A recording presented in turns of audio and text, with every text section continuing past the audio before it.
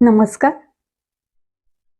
गुरुचरित्रातला अध्याय 48वा शेतकऱ्याची कथा. तो शेतकरी भक्त महाराजांची दररोज वाट पाहायचा आणि महाराजांची संगमावरून अनुष्ठान करून निर्गुण मठाकडे भिक्षेसाठी निघायचे.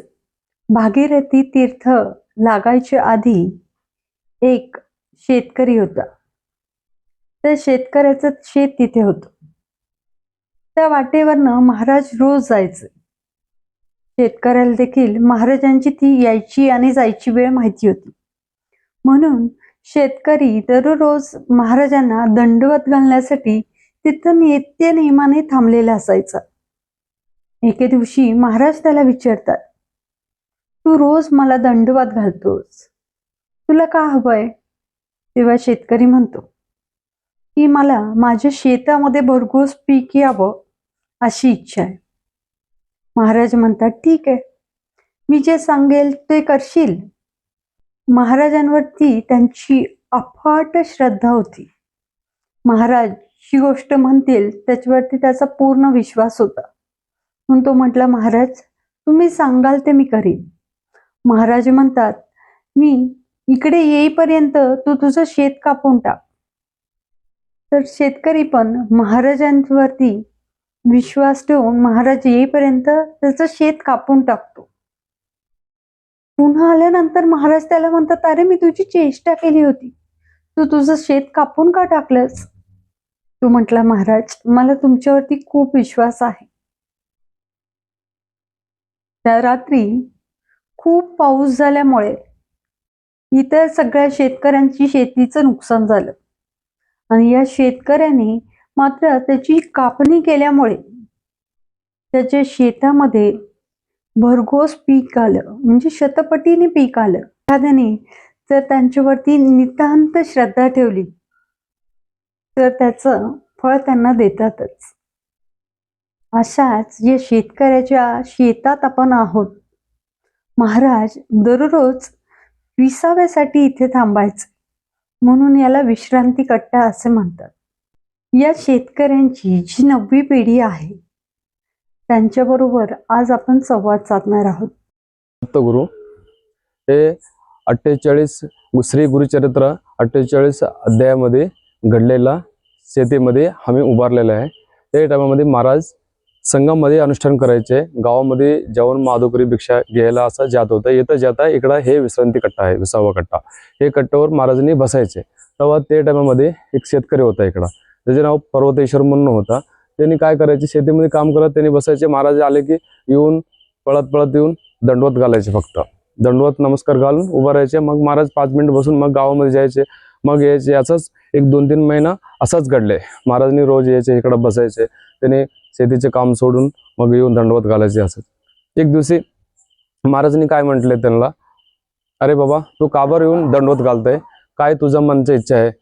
काय तुझे मन कामना आहे सांगा की, असं म्हणून महाराजांनी विचारले. तरी म्हटले, महाराज आपल्याला काय नको, थोडा शेतीवरती थोडा कृपा करा, असं म्हणून त्यांनी म्हणून घेतले. ठीक आहे, काय पेरले बाबा शेतीमध्ये म्हणून त्यांनी विचारले. ते नंतर महाराजांनी त्यांनी पर्वतेश्वर शेतकऱ्यांनी म्हणतात, महाराज ज्वारी पेरले. ठीक आहे, मी जसं सांगेल तसं करशील का, असं म्हणून त्यांनी विचारल्यानंतर ठीक आहे महाराज, तुमची वाणीच मला कामं देणं आहे, असं म्हणून त्यांनी विचार करून म्हटले. तेव्हा मग परत काय केले महाराजांनी, हे कापून टाक सगळं. बघा अजून कणसच नाही आले ते ज्वारीला. आता महाराजांनी म्हटले कापून टाक सगळं, मी संगमला अनुष्ठान करून येऊपर्यंत ते सगळं कापून टाक. त्यांनी म्हणते ठीक आहे महाराज, तुमच्या वाणीची मला कामं देणं, असं म्हणून गावामध्ये जातात. तेव्हा गेल्यानंतर कामगार लोक सांगतात ते, अरे बाबा माझं शेती कापायचे, चला या. अरे येडं झालं काय, अजून कणसच नाही आले, कसा कापणार, म्हणजे कापून आपले मजूर कसं देणार काय, असं म्हणून ते लोक त्या टाइममध्ये चेष्टा करतात. ते अरे बाबा पाहिजे असते तर माझ्या घरामध्ये धान्य आहे, जानवर पण आहे, पाहिजे असं आता तुम्ही बांधून घ्या, माझं शेत कापायला या म्हणून. असं ते विनंती करून ते लोकांना घेऊन येतात. घेऊन येऊन शेत कापायला लावतात. ते टायमामध्ये ग्रामाधिपती जो असते ते आपल्या आजी वगैरे त्यांच्याकडे जाऊन असं निमंत्रण दिले, माझा पती येड धरले, असं करायला लागले, चांगलं आपले ज्वारी आलेले आहे, अजून 2-3 महिना सोडलं तर कणसं येते, चांगलं आपल्याला भेटतात, ते धान्य भेटतात, आता ते सगळं हे होलं असं म्हणून ते हे करतात. ते लोक त्या टाइममध्ये दूध लोकांना पाठवतात, कोणाच्या नाही ऐकतात ते आजोबा. त्यांनी काय करतात, सगळं दगड घेऊन मारून पळवतात त्याला सगळा, म्हणजे सगळं कापून गोळा करून ठेवून मग महाराजने येतात, येऊन बसतात, मग येऊन मग दंडवत घालून महाराजजी मी सगळं कापून टाकले. अरे मी चेष्टा केलं होतं, तू खरंच कापून टाकलं का रे बाळा, असं असं म्हणून विचारतात महाराजने. तेव्हा ते म्हणतात नाही नाही महाराज, तुमच्या वाणीवर मला विश्वास आहे, तुमच्या वाणीच मला काम देणं आहे, असं म्हणून त्यांनी दृढ इच्छा भक्ती म्हणजे असं ठेवलेलं असते. तेव्हा महाराजांनी म्हणते, मग परत त्याला आशीर्वाद करतात, ठीक आहे तू दृढ भक्ती विश्वास ठेवले ना, तुला फळ भेटणार आहे म्हणून आशीर्वाद करतात. असं करून मग संगमला जातात. गेल्यानंतर मग 2-3 दिवस घडल्यानंतर असा पाऊस येतात, असा वारे येतात, सगळं आजूबाजू शेती सगळं नुकसान होते. हे कापून ठेवलेला एक ज्वारीच्या झाडाला 11-12 कणसं आले तसं. हा हे हे 48 अध्यायामध्ये हे शेतीचे उल्लेख आहे. हे विश्रांती कट्टा आहे महाराजांच्या. मग त्यांचे तुम्ही कितवे वंशज कितवे आहात? आम्ही आता 9वी पिढी आहे. आम्ही नववी आता पिढी आहे. 9वी पिढी आहे. मी तुमचं नाव काय आहे? अवधूत आहे माझं नाव. अवधूत पूर्ण नाव सांगाल? अवधूत लक्ष्मण कोळेकर. कोळेकर. कोळेकर, आपले आडनाव कोळेकर आहे. मग आता तुमचं परिवारामध्ये कोण कोण आहे? परिवारामध्ये आम्ही गावामध्ये असते. आपले आई आहे, वडील नाही, वडील मेले. आई आहे, आम्ही भाऊ आहे, मी माझं बहीण आहे, बायको आहे, सगळा मुलाबाळा सगळं आहे. आपल्या गावामध्ये घर आहे, आम्ही इकडे शेती काम करतो. तुम्हाला किती बहीण आणि भाऊ किती आहेत? एक बहीण आहे, 4 भाऊ आहे. 4 भाऊ आहेत. 4 भाऊ आहे. मला त्यामध्ये तुम्ही मोठा मीच आहे. सगळ्यात मोठे तुम्ही. सगळ्यात मोठे. काय नाव म्हणाला तुमच्या मुलींची? शिवानी, भवानी, वैष्णवी म्हणून. आणखीन तुम्ही काय सांगाल इथल्या विश्रांती कट्ट्याबद्दल?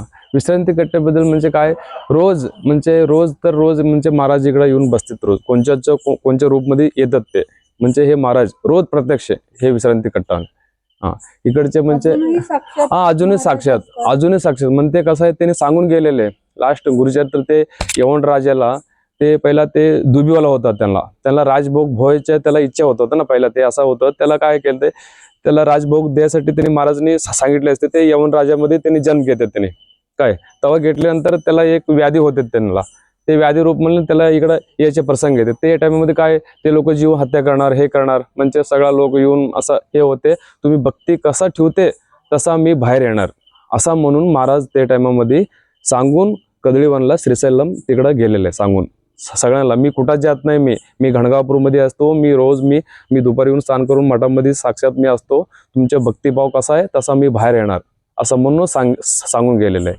म्हणजे लई घटना आहे ना गुरुचरित्रमध्ये. काय काय ते म्हणजे 60 वर्ष रुंजाला संतान प्राप्त झालेलं आहे, आणखी म्हणजे महारोग निवारण झालेला आहे. म्हणजे भास्कर ब्राह्मणी तिघाला त्यांना अन्न संतर्पण करण्याची इच्छा होता. त्यांच्यापुढे त्यांनी गरीब होता, तिघापुढे त्याच्यापाशी धान्य असतं एवढा, ते पण इकडं 4000 लोक जेवण केले त्या टायमामध्ये. महाराजांनी लय घडवले असं काय नाही. मग आपले पण हे 48 अध्यायामध्ये शेतकरीचे मग त्यांच्यावर पण कृपा केलेली महाराजांनी. अजूनही तुमची शेती चालू आहे? आहे ना, चालू आहे अजून पिढ्या पिढी. शेतामध्ये काय काय लावले? शेतामध्ये आम्ही ऊस लावलेले, ज्वारी पेरतात, तूर पेरतात, असं अजूनपर्यंत आपल्या पिढीत आहे. अजूनपर्यंत शेती म्हणून व्यवसाय अजून चालू आहेत. अजून चालू आहेत व्यवसाय. दत्तगुरूंचे महाराजांचे त्याच्यावरच्या म्हणजे आशीर्वाद झाले ना सगळा. मग ह्याच्याकडून तेच महाराज त्या टायमामध्ये म्हणजे काय नो, आता हे कलियुगमध्ये आयुष कम आहे, फल पण लवकर आहे.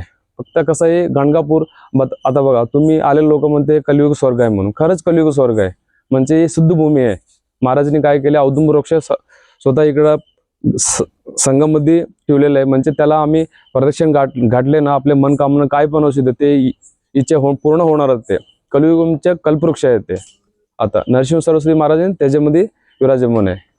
खूप प्रश्न पडतात की त्यावेळी जर इथे शेती होती, त्यावेळी जे तुमचे वंशज आहेत पर्वतेश्वर म्हणून जे शेतकरी ते इथेच राहायचे का? पहिले इथंच. म्हणजे आपल्याला पण कसं आहे, मला पण 4-5 पिढीपर्यंत असं एवढं आपल्याला माहित आहे.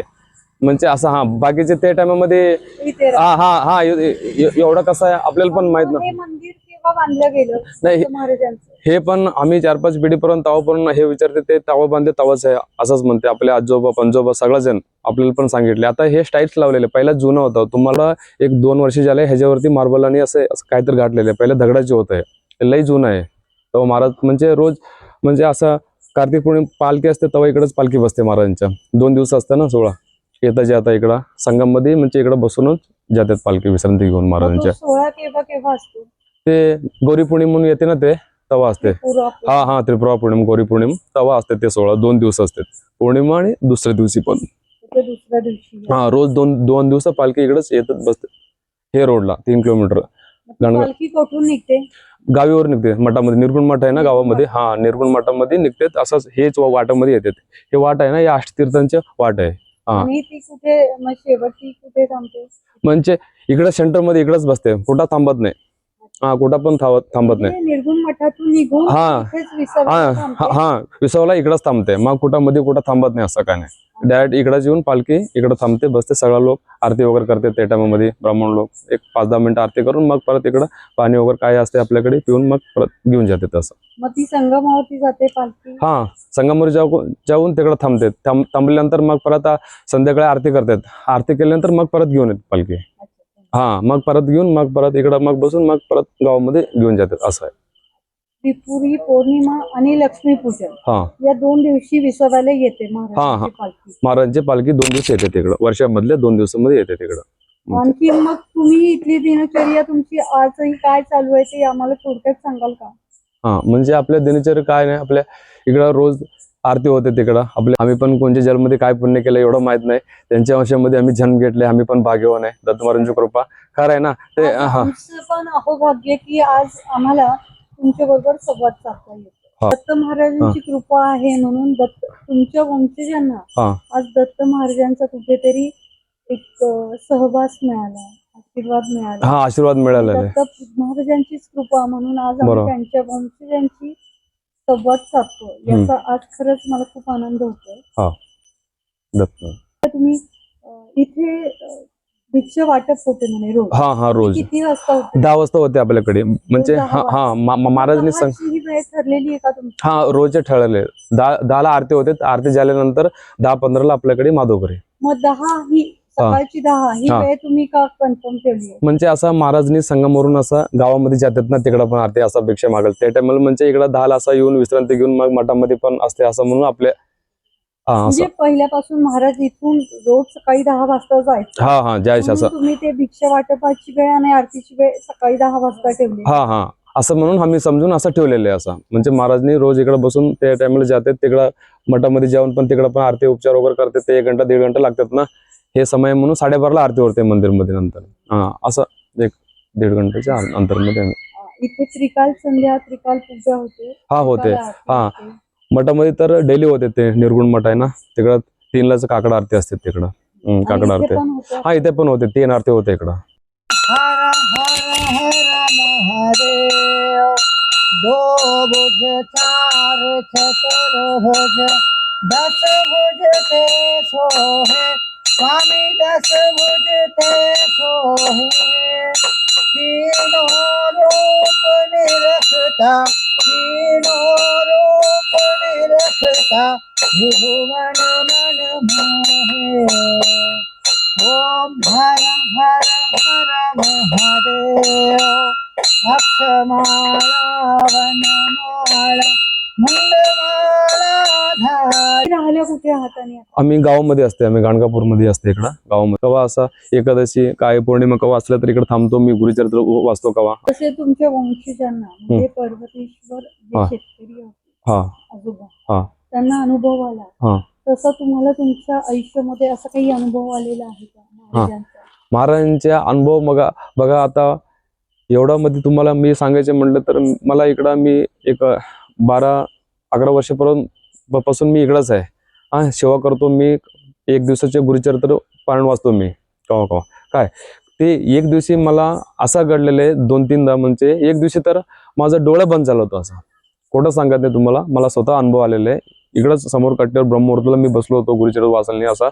असं हाताने असं हे काढलं तर पण निघत नाही होता. असं एकदम जाम झालं. असं काय व्हायला लागलंय बाबा म्हणून मला काय कळलं नाही त्या दिवशी. असंच मी हे इकडं हे पैऱ्या धरून हे भिंती धरून असंच आत गेले बघा. मी भिंती धरत अर्धा घंटा डोळेच नाही उघडले. मग असं मला वाटतं ते गुरुचरित्र आहे ना ते कवा वाचतोत ना आम्ही भाविक होतोत ना डोळ्यामधले पाणी येतात. मला अनुभव आहे स्वतः. मला आलेलं आहे. मला म्हणजे काय पण गुरुचरित्र असं आहे का, म्हणजे ते साक्षात अमृतच आहे ते. म्हणजे ते वाचल्या ना, आपल्या सप्ताह 7 दिवस पारायण केले, काय आपले दुष्ट काय पण असो ते सगळं दूर होते ते सगळं. एवढं आहे म्हणजे ते आम्ही आपल्या जीवनमध्ये कसा वागायचं कसा नाही ते पण सगळं लिहिलेलं आपले जीवनचे मॅन्युअल सारखंच आहे ते पण. म्हणजे आपल्या गुरुचरित्र ते कसं भगवद्गीता असं आहे ना, ते पण असं आहे. म्हणजे असं वागलं तर आपल्याला कसल्या कष्ट येते, काय कष्ट येत नाही काय. कलियुगमध्ये म्हणजे एवढं लक्षामध्ये ठेवून घ्यायचे, फळ पण लवकर आहे, आयुष पण कमी आहे, फळ पण लवकर आहे. फक्त एवढं लक्षात मध्ये आम्ही ठेवून घेऊन तुम्ही औदुंबरला प्रदक्षिण घालावे, आश्रित करावे, गुरुचरित्र वाचावे आणि मग परत एक 4-5 घर माधुकरी मागावे, अंदन करावे. ते गाणगापूरचे नियम आहेत. ते एवढं करायलाच पाहिजे. ते गाणगापूरला अष्टतीर्थ बघा, षटकुलो तीर्थ, मनोरथ तीर्थ, भागीरथी तीर्थ, पाप विनाश तीर्थ, कोटी तीर्थ, रुद्रपाद तीर्थ, चक्र तीर्थ, मनमत तीर्थ, हे 8 तीर्थ आहे. इकडून संगम धरून कल्लेश्वर पर्यंत. हे म्हणजे आता बघा, पाप विनाशी तीर्थ म्हणजे कसं आहे ते तीर्थाचे नियम म्हणले तर आता न कळता कळता काय तर पाप घडलेले असते. सगळ्यांना लहान असतं का मोठं असतं काय पण आम्ही चुकी केलेल्या असतात. ते तीर्थक्षेत्रामध्ये आम्ही जाऊन स्नान केले तर ते स्नान करून तिकडं ते शिवलिंगला पाणी घडलं तर आपले न कळता कळता पापमुक्त होते. असं म्हणजे ते टायमामध्ये 8 रूप धारण करून दत्त महाराज हे अष्टतीर्थ बनवलेले दिवाळीला. म्हणजे 7 जण शिष्यांच्या गावी पण गेलेले आहे. मग इकडं पण होता तेव्हा हे अष्टतीर्थ म्हणजे तुम्हाला काशी लांब होते, काशी जायची गरज नाही, इकडंच काशी बनवून टाकले त्या टायमामध्ये दत्त महाराजांनी. असं केलेलं आहे अष्टतीर्थाची महिमा. असं आहे. भस्म डोंगर आहे संगममध्ये. भस्माच्या डोंगराविषयी आता जे आजोबा होते हा ते तिथे असतात. हा तिथे असते, त्यांची शेती पण आहे. हे आपले पंजोबत तेच आपले बोकीमध्येच हे सगळं आहे. अच्छा, तुमचेच तुमच्याच पिढीतले आहेत. आपल्या पिढी मधलेच आहे. आजोबा आहे? आपला आजोबा आहे. मग ते कुठे भस्माच्या डोंगरावरती राहतात? भस्म डोंगर मध्ये असते. भस्म डोंगर मध्ये असते तिकडं. तिकडं पण शेती आहे ना आपले. आता तिथे पण आहे का तुमची? मग भस्म डोंगर आपल्या शेतीमध्येच आहे ते पण. अच्छा, म्हणजे आता भाऊ झालेलं आहे तिथून ते साधना भवन आहे ना, साधना भवन धरून पूर्ण नदीपर्यंत ते सगळं आपल्याच शेतीचं सगळं ते भस्म डोंगर लागून. मग मागे एक 20 एकर आपल्या भाऊला आलेलं आहे. ते विसंती कट्टे हे विसावकट्टीचे हे 40 एकरचे पट्टा होता. आपल्या भाऊला 20 एकर, आपल्याला 20 एकर असं आलेलं आहे. मग इथून पुढे भागीरथी पर्यंत आपले भाऊकीचे असा सगळं म्हणजे एकच होतं तेव्हा. असं वाढून असं कोळेकर आपले आडनाव तर कोळेकर आहे. आता सगळं वाढून असं झालेलं आहे. मला आज पहिल्यांदा कळते की बाबा जे होते शेतकरी त्यांचं आडनाव कोळेकर आहे. म्हणजे कोळेकर म्हणजे ते आडनाव म्हणजे लिहिलं नाही, त्यांचे नाव तर असं लिहिलेलं नाही आम्ही. म्हणजे ठीक आहे, आम्हाला एक क्युरियोसिटी असते आमच्या सारख्या भक्तांना की बरं ठीक आहे आम्हाला ती माहिती कळाली आहे, आणखीन जेवढं आम्हाला डेप्थ मधून आणखीन कोणत्या गोष्टी मिळतील त्यांच्याविषयी जाणायला मिळेल तर आम्हाला खरंच आनंद होतो. आणि ही सगळी माहिती तुम्ही आमच्यापर्यंत पोहोचवली त्यासाठी खूप खूप धन्यवाद. दत्त गुरु असं. जय गुरुदेव दत्त. दत्त गुरु.